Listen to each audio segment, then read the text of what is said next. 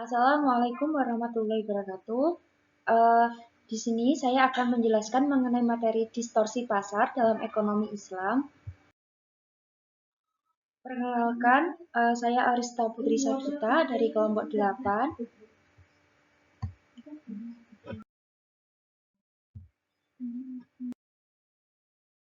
Yang pertama, saya akan membahas tentang distorsi pasar. Apa sih yang dimaksud dengan distorsi pasar itu? Distorsi pasar adalah kondisi di mana mekanisme pasar yang seharusnya berjalan bebas dan efisien itu terganggu oleh faktor-faktor eksternal seperti kebijakan pemerintah, monopoli, atau subsidi. Memahami bentuk materi distorsi pasar. Distorsi pasar itu mempunyai beberapa bentuk. Yang pertama itu ada rekayasa permintaan dan penawaran. Ini tuh meliputi buy najas dan ihtikar.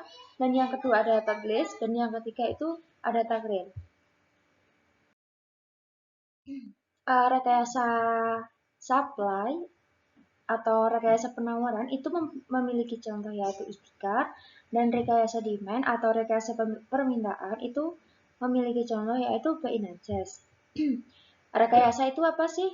Rekayasa itu artinya dibikin-bikin, maksudnya suatu perbuatan menguntungkan bagi diri sendiri tapi merugikan bagi orang lain.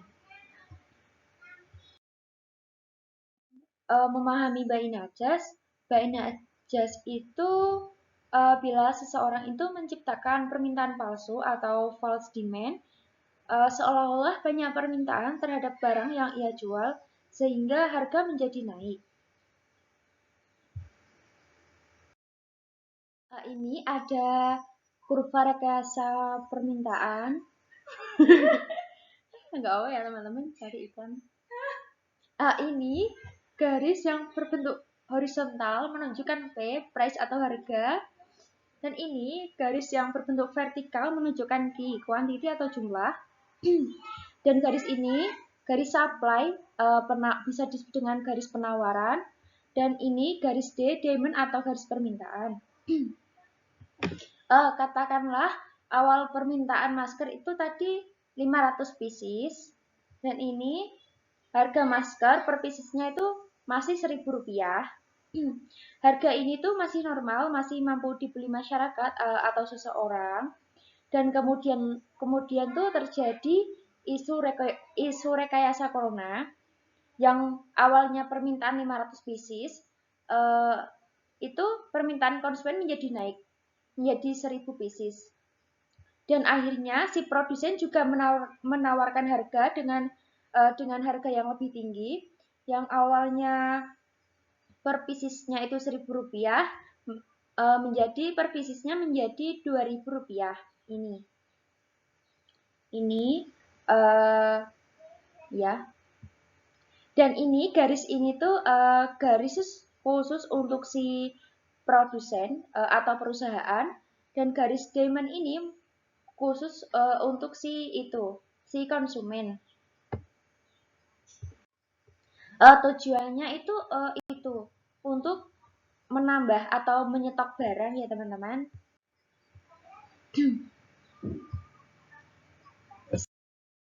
Selanjutnya ada ihtikar. Ihtikar itu tindakan menimbun barang untuk menjual nanti dengan harga yang lebih tinggi. Ini tuh dilakukan agar keuntungan lebih besar, tetapi menyebabkan kelangkaan dan harga yang merugikan bagi konsumen. Ini ada contoh-contoh ihtikar. Yang pertama itu penimbunan pangan. Misalnya seorang pedagang itu menyimpan beras dengan jumlah yang besar saat panen untuk dijual saat musim paceklik ketika harga naik dan uh, tidak berkurang. Kegiatan ini itu merugikan konsumen karena harga beras juga lebih mahal. Dan yang kedua itu penimbunan masker medis. Pada awal pandemi COVID-19, beberapa orang itu membeli masker medis dalam jumlah banyak. Ketika permintaan meningkat dan stok terbatas, maka itu menjual masker dengan harga yang tinggi. akhirnya akan merugikan bagi orang yang membutuhkannya.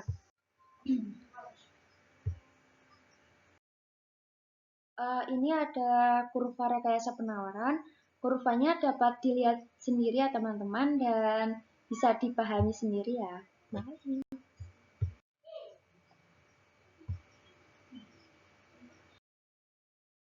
Yang selanjutnya ada headlist. Apa sih yang dimaksud dengan taglis itu? Taglis adalah tindakan menyembunyikan cacat atau kelemahan dalam barang atau jasa yang dijual, sehingga pembeli mengetahui kondisi sebenarnya. Kegiatan ini itu dianggap tidak jujur dan bertentangan dengan prinsip-prinsip keadilan dalam Islam.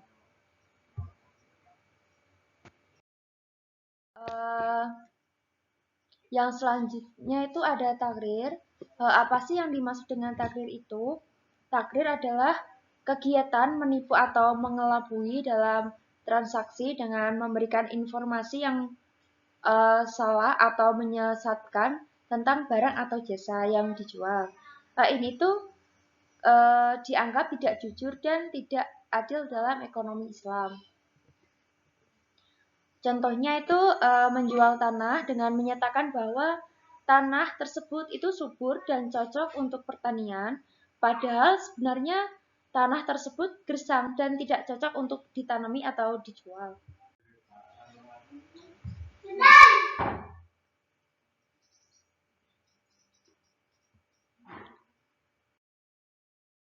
Yang selanjutnya akan membahas mengenai materi manipulasi pasar dalam perdagangan saham.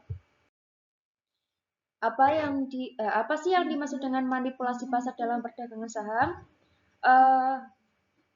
Maksudnya itu ini kegiatan yang disengaja untuk mempengaruhi harga atau volume perdagangan saham dengan cara yang tidak adil atau tidak wajar.